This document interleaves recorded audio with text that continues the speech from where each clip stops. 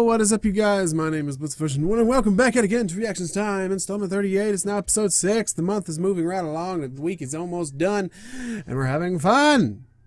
At least I'm having fun. I don't know about you guys, but that last video made me want to go ahead and roll into another one. So I'm not as much of in a hurry to record the last episode, which I won't have enough time to do tonight. So I'll have to do that tomorrow. But still, it doesn't really matter because this is going to be the 6th episode, and we're going back to something kind of sort of spooky. We're going to some more SCP animation stuff with SCP explained story and animation.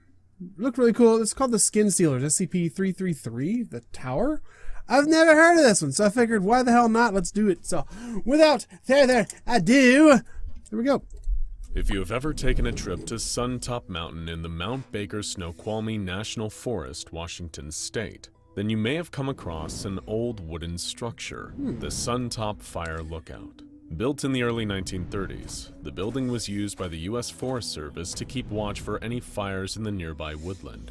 At one point, Suntop Fire Lookout would have been manned 365 days a year, complete with a bed for staff who were stationed there on rotation. The single-story lookout house overlooks the scenic valleys of the White River and Huckleberry Creek, but you're not here for an informative tourist guide. You probably don't care about the frankly fascinating history of the lookout and how it was used as part of the aircraft warning service during World War II, watching for enemy planes. No. You're here because something much darker lurks inside the Suntop Fire Lookout. And even though it appears to be a simple one-story tall wooden structure, it certainly is not short on space. SCP-3333 refers to an anomaly that the Foundation discovered inside the Suntop Fire Lookout House. The building's interior is a single square room measuring 14 feet by 14 feet, with large windows on all 4 sides. When standing inside Suntop Fire Lookout, looking up at the wooden ceiling, one will immediately notice a trap door. No big deal, right? A lot of places have a ceiling entrance to a small crawl space. There's probably nothing behind that trap door, apart from a dusty old attic. There's a latch that maybe once had a padlock there, but not anymore.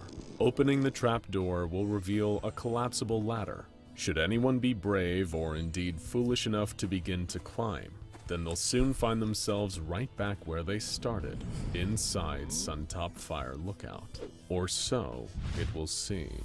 The thing about being in a place like the Mount Baker Snoqualmie National Forest that surrounds Suntop Fire Lookout is that woodland areas are teeming with life. Not just plants and trees, but birds and other animals of the forest. You can never truly be alone in a setting like that. There is always life everywhere around you. So when you ascend the ladder and climb right back into the Suntop Fire Lookout, that is the first most noticeable difference you will find. It may take a while at first, but the nagging absence of something unusually so abundant in a forest will eventually become obvious. It's quiet, far too quiet. No birdsong or the sound of distant calls from woodland critters, just silence all around. Anyone ascending the ladder will find themselves in a copy of Suntop Fire Lookout's interior, 1 story higher than the ground level of the small wooden building, with the stairs leading up to the front door getting taller each time to reach up to the higher and higher building. Now you know the SCP Foundation and the types of bizarre interdimensional anomalies that they're used to dealing with. Yes. Perhaps SCP-3333 is a mirror dimension, or a plane of existence where sound doesn't travel. It certainly seems to be identical to the Suntop Fire Lookout, save for the lack of any organic life outside. Of course, it's what you'll find living inside SCP-3333 that you may want to worry about. Climbing higher up the next ladder and through the next trapdoor every time with the same result. You appear at another copy of Suntop Fire Lookout, each one higher up than the last. What first seemed to be an innocuous, unassuming wooden building is now an endless ascension up into the heavens, towards the unknown in silence, without a shred of plant or animal life outside. As you climb, perhaps you start to think about how much higher these copies go. This might even be the biblical Jacob's ladder connecting heaven and earth. That would be nice, wouldn't it? If you were gradually climbing your way up to paradise, it might make it worth the trip. But SCP-3333 is nothing that pleasant. You wouldn't be the first to attempt this long climb. When the SCP Foundation first discovered SCP-3333, a research detail set up an on-site base camp to examine this spatial anomaly. Their first exploration involved sending a member of D-Class personnel, designated D4F68A, up the ladder. His D number is a hexadecimal code that, when translated to text, reads O, so we'll call him that for brevity's sake. During the first day's exploration, O was able to climb 184 iterations of SCP-3333, communicating with head researcher Dr. Williams below. On the second day, O could see a pair of figures standing motionless on a nearby ridge, but the pair could not be seen by Dr. Williams and the other researchers at the base camp. Both figures disappeared shortly after O spotted them with the camera he had been issued, and he felt uneasy, almost certain that he saw them point at him. The next day, at the 345th copy of Suntop Fire Lookout, O's behavior started to noticeably change. Previously, he had been anxious about the long climb and hadn't questioned directions given to him by Dr. Williams. Now he seemed to speak more casually, resisting instructions, asking Williams to climb back down and even calling her Doc instead of Doctor. O also reported seeing writing on the walls, but there was no evidence of this on his camera. It appeared that something had started to affect him. It was when O reached level 527 that things seemed to change more dramatically. Rather than SCP-3333 continuing upwards, the copies of Suntop Fire Lookout no longer had a trapdoor or ladder. They seemed to be arranged side by side in a grid-like pattern. Stepping out of the main doorway, O remarked on the lack of sunlight and a walkway that connected directly to the front door of the next iteration of SCP-3333. Oh, O shit. complained about the lack of natural light and again requested to be allowed back down. Dr. Williams instructed O to use the flashlights he was provided, but they wouldn't activate and their spare batteries had vanished. O then noticed a sudden movement, and just then his microphone and camera feed went dead, almost as if someone had turned them off. It appeared that SCP-3333 had something else lurking up there. Dr. Williams oversaw the second expedition into SCP-3333. This time, members of Mobile Task Force Mod 0, also known by the codename Characteristic Eigenspaces, were sent up the ladder. Their ascent through the various copies of Suntop Fire Lookout were not as eventful as O's, with no signs of mysterious figures or anxious feelings that O seemed to feel as he climbed.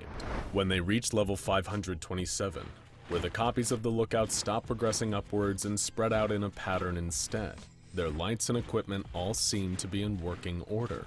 However, as the MTF team split up, one by one they encountered some sort of anomaly, or an effect of SCP-3333 that caused each of them to vanish into the dark. Either that, or something took them. These MTF units reappeared confused, and Mod 5, the team's leader Graham Purcell, issued an order to retreat and the entire squad went back down the ladders for several days, until they finally reached the base camp again. The members of Mod 0 were adamant they did not wish to climb SCP-3333 again, but Dr. Williams was beginning to understand more of the anomaly's effects. It appeared to cause abrupt changes to people's personalities, along with some sort of phenomenon that caused things to appear and disappear the higher one climbed. Assuming these were the result of a mimetic effect, Dr. Williams dispatched a counter-mimetic specialist for the next expedition. This specialist was a blind, deaf, and mute woman known as Annette, or the Null Walker, who communicated via a signaling system embedded in her hand, but was otherwise immune to any mimetic influences. Observed by Dr. Williams and Graham Purcell at base camp, Annette made her way to the top of SCP-3333, reporting that she was aware of someone watching How would she climb the ladder if she was deaf, mute, and blind? her from outside the copies of Suntop Fire Lookout. On her body camera, a flicker of motion occurred, something looking through the windows that ducked out of frame when the camera passed in its direction. At the apex of SCP-3333, Annette kept her flashlight off, but reported that she could detect blood, following it to what she assumed was a body. Sounds of movement surrounded her, and as Annette switched on her flashlight, Williams and Purcell saw that it wasn't a body in front of her, Instead, it was a pile of rotting organs, decomposing muscles, and discarded bones. And among the pile was a metal dog tag that read, MTF Mod 5, Graham Purcell. The same man who was sitting next to Dr. Williams at base camp.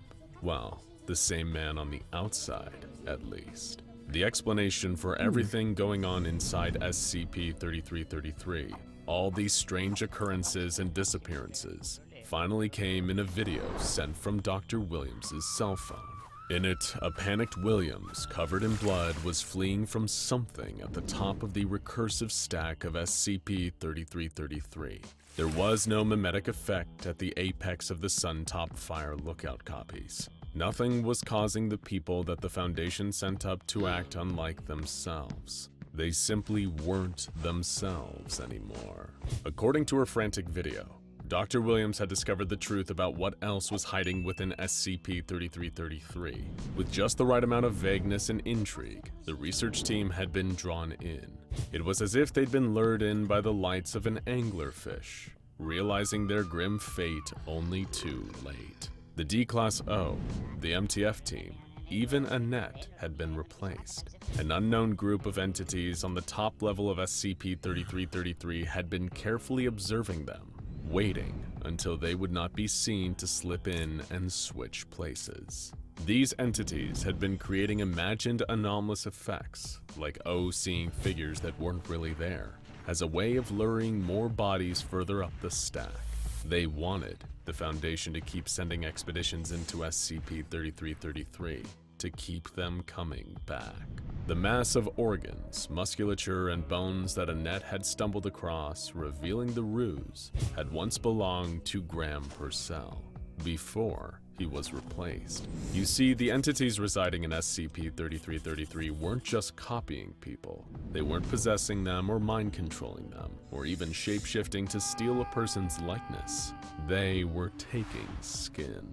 These creatures hollowed out Graham, O, Annette, and the MTF team, pulling out their innards and crawling their way inside, filling these fleshy puppets and leaving their internal organs to rot. These hollowed out people became vessels for the entities of SCP-3333 to hide in. The whole thing had been a trap, intentionally exploiting human weaknesses, intrigue, and unanswered questions. You know what they say about curiosity, and these entities used it to bring more potential vessels to the top of SCP-3333. They pretended to be the people who they had replaced, imitating them so the Foundation would send more personnel to explore the tower, increasing their supply of skins. Graham's dog tag had revealed the deception, and Dr. Williams had escaped up SCP-3333. The members of the research team that had already been replaced were hot on her tail, determined to catch and hollow her out too, and by the end of her video, they had succeeded. A month later though, a team delivering supplies realized what had happened, and the trapdoor was sealed. Suntop Fire Lookout was put under permanent guard, but at least 50 personnel were killed or replaced by one of the entities. A new mobile task force, Lambda-1 Maxwell's Demons, was created to hunt down and neutralize any of the entities that had escaped SCP-3333. But it's still unknown how many left the tower and are still out there somewhere waiting to use someone's curiosity about the strange and unknown against them. Now check out SCP-1860. Interesting. Oh, that's trippy. Pretty cool stuff. I love SCP stuff. I didn't actually look up anything about the SCP about the old lady from one of the previous videos I did this week. But that was pretty cool. That was pretty neat. It wasn't as spooky as scary as I was hoping it was going to be. It wasn't as creepy as I was hoping it would be. But that's fine and dandy. It's still pretty cool stuff. Monsters and people disappearing and being replaced and all kinds of shit like that. It's really cool. Anyway, that's good for this episode. Thank you guys so much for watching. If you enjoyed it, feel free to hit the thumbs up button. I always greatly appreciate it. If you're new to the channel, welcome. You can always hit the subscription button and notification bell to be informed every time I upload or stream. Trying to upload every single day. I was streaming there for a little while. I'm going to try and get streams back coming in soon, but with the way my internet's been acting, it's really kind of making me mad. But I apologize for some of these videos coming out a little bit late. I'm going to try to get myself back up. I've been a little lazy lately. Not really lazy. I've been so sucked into playing Diablo 2 or Mass Effect that I've just kind of I've been procrastinating. That's what I do. Anyway, that's gonna do it. If you guys want to give me any other suggestions, feel free to put them in the comments down below on this video or any video prior. I'll try and get to them. If I don't get to them this week or, within the 7 days of the month, then I will get to them in the next months to come. So, all that being said, thank you guys so much for watching. And as always, I'll see you in the next one. Hey, and peace out. What's up?